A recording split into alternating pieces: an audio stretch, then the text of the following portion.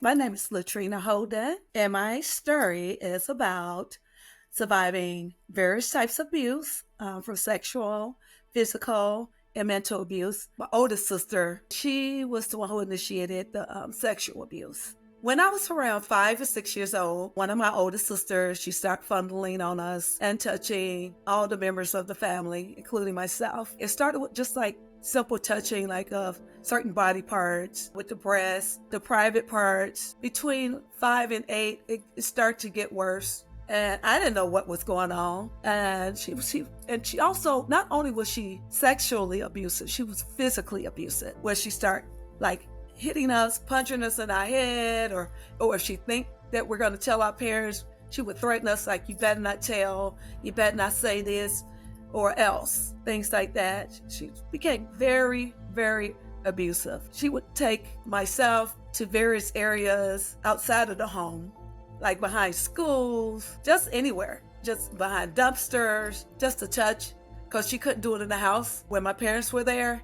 But when my parents would leave, that's when she would just go all in on touching and making us do different sexual acts, basically raping us and assaulting us, making us, like I said, suck on her breast, do oral sex, and rub on her. And she'd do the same thing on us, like do oral sex and things like that on myself and some of my other siblings. And of course, she would do it one at a time. I wasn't sure if it was right or wrong, but as I got older and she continued to do this, I said, something's not right here. This is not norm. 8 or 9, I could have been around that age. And I went to tell my mom about the abuse. And I said, Mom, she's raping us and touching on us. She's freaking on us, Mom. And all my siblings, they were sitting around the tables too. It was like 3 other ones. We were considered the little kids. So myself on down were considered the little kids. And we were eating at the table. My mom just cooked it, everything. And she's like, what did you say? I was like, she's freaking on us.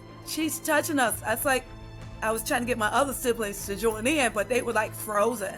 And I'm like, say something.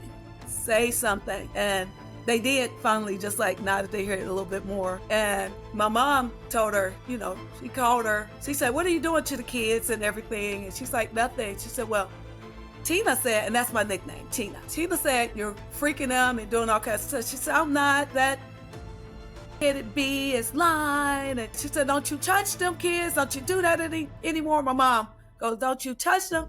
I don't know why you trying to touch on these kids. You don't do that. That's not appropriate. She said, I'm not doing that. And then I felt the sense of release because I told my mom about it. My sister goes upstairs for a second and she comes back down because I'm looking in the doorway like, hey, we're finally free.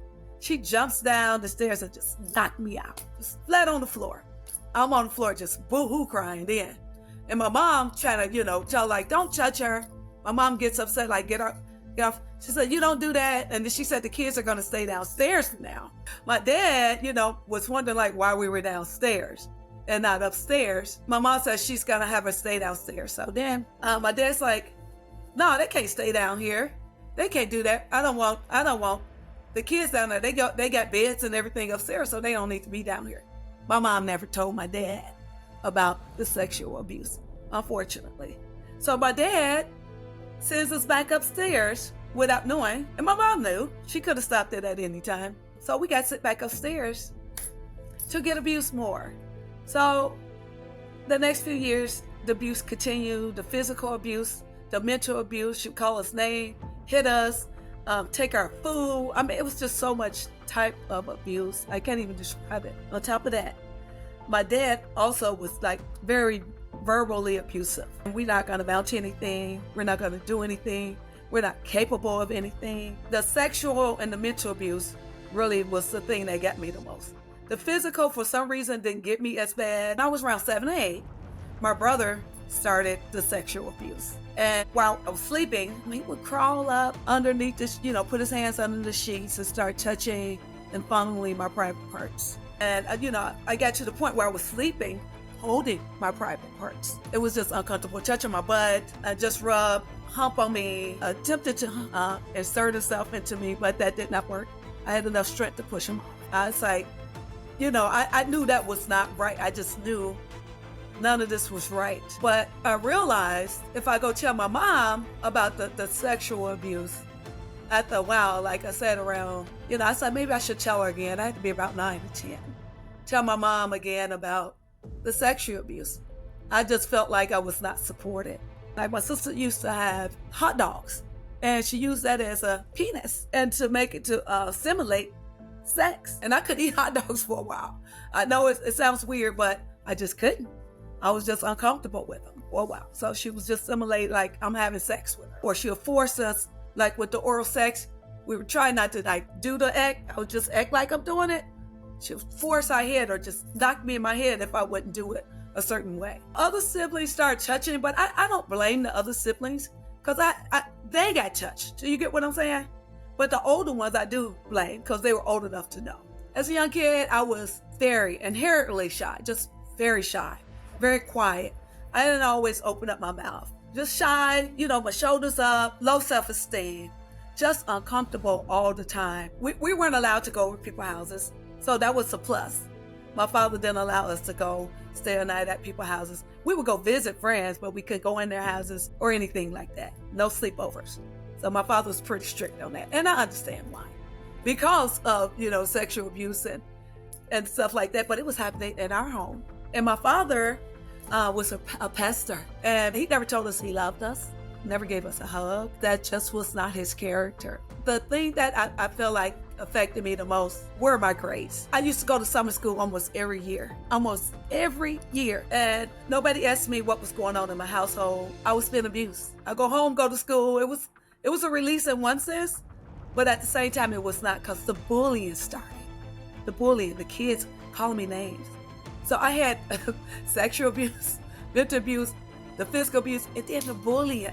The bullying just was almost constant from, I'm going to say, from 3rd grade on.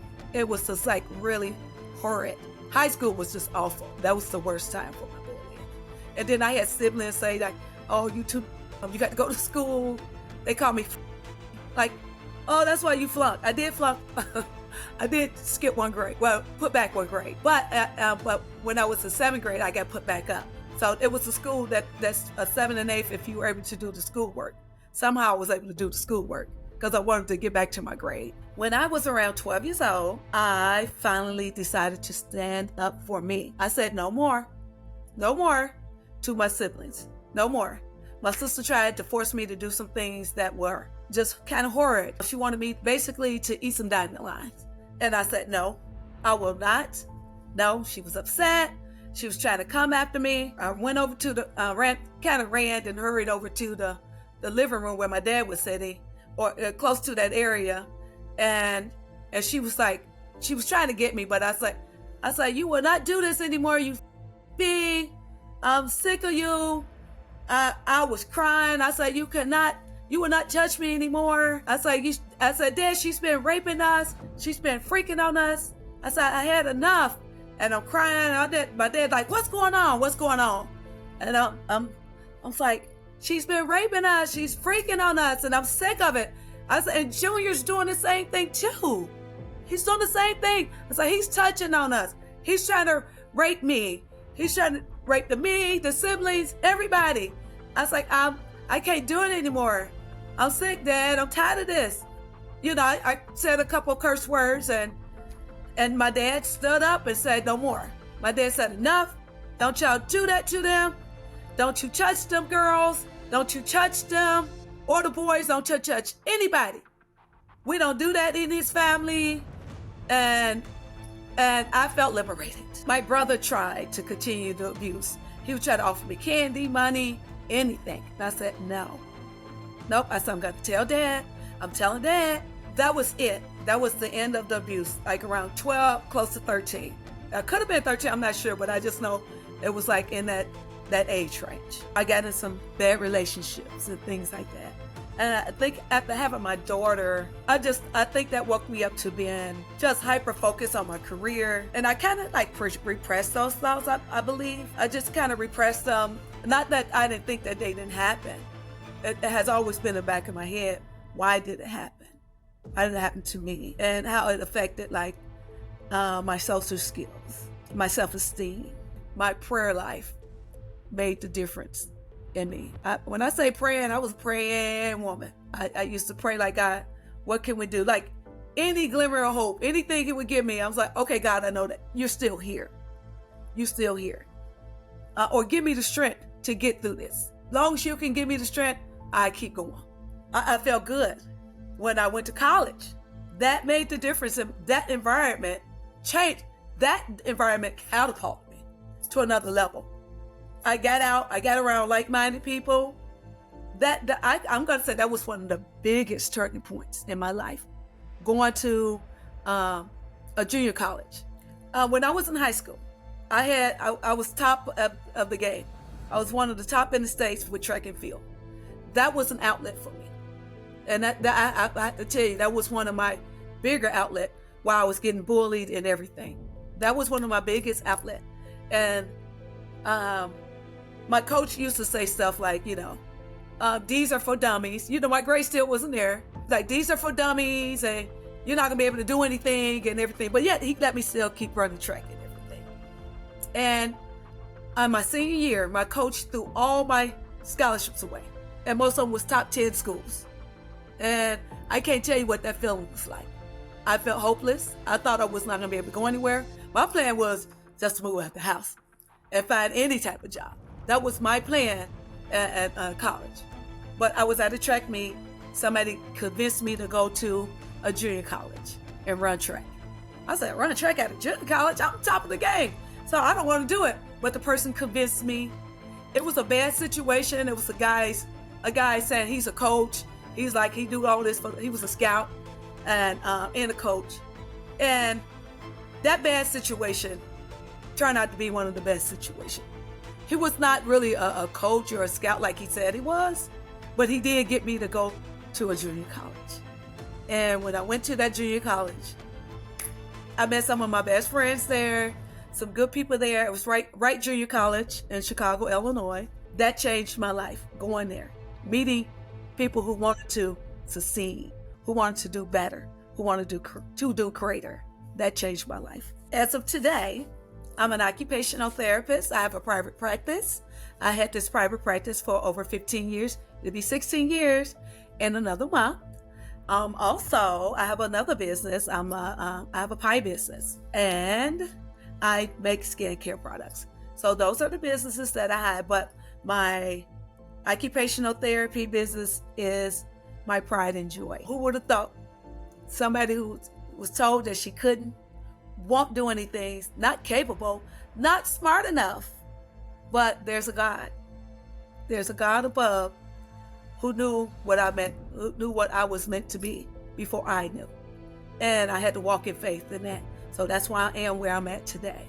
Because of God, my prayer life, reading poems, reading inspirational, and here I am. My book is called A Successful Dummy. And it chronicles like where the abuse started, the physical, sexual, and mental abuse, but it also talks about my grades and why they were so low and why I was not able to do better. I didn't know how to do better. Nobody never pushed me to do better. So I had to learn to depend on God or poems or writing. A few people came in my life that made a difference, that they did like push me, to get off that edge of wanting to just give up. I know that without a shadow of a doubt. I was let down. I felt like nobody stood up for me. And I wish I had a hero to stand up for me. As I got older, I did develop a better relationship with my dad. And he finally said, I'm proud of you. So that little piece, I would suggest that for anyone. If you had any trauma in your life, get the help, any help, whether it's with your pastor, and I did talk to my pastor about it, or a counselor. There's nothing wrong with it. There is nothing wrong with help, because that's how you're going to get to your next level. Or talk to somebody, get a coach. Counseling, coaching, talk to your pastor. We need it. We need it. And sometimes we just need an apology. Sometimes from the people who hurt us. But most people don't get that. But when you get it, receive it, and let yourself be free.